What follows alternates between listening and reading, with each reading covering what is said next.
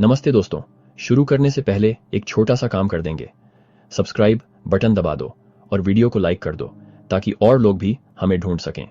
आज मैं आपको बुक ऑफ मॉर्मन से हीलामन की कहानी की अद्भुत यात्रा पर ले जा रहा हूं। ये कहानी शक्ति, विश्वासघात और मुक्ति से भरी है।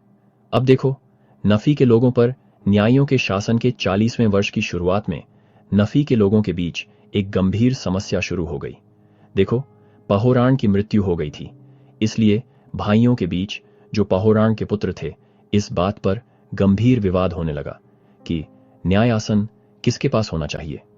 लोगों द्वारा पहोरान को मुख्य न्यायाधीश और नफी के लोगों का शासक नियुक्त किया गया था।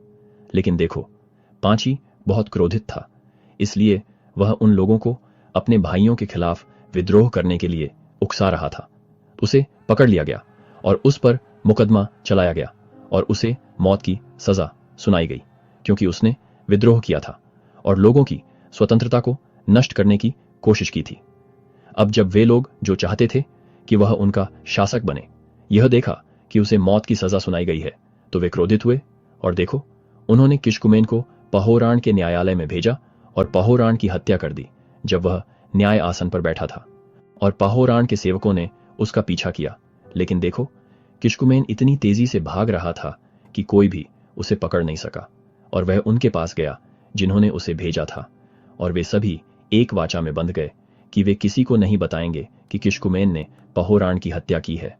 और अब देखो, लोगों ने पाकुमेनाई को मुख्य न्यायाधीश और लोगों का शासक नियुक्त किया।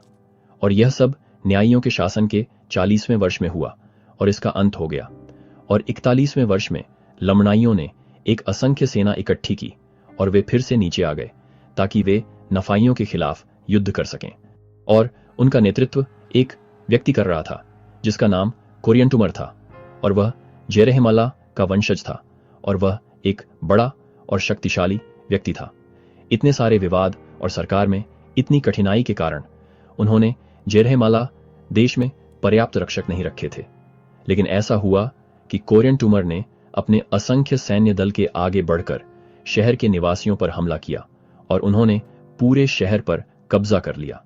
और ऐसा हुआ कि पाकुमेनाई, जो मुख्य न्यायाधीश था, कोरियंटुमर के सामने से शहर की दीवारों तक भाग गया।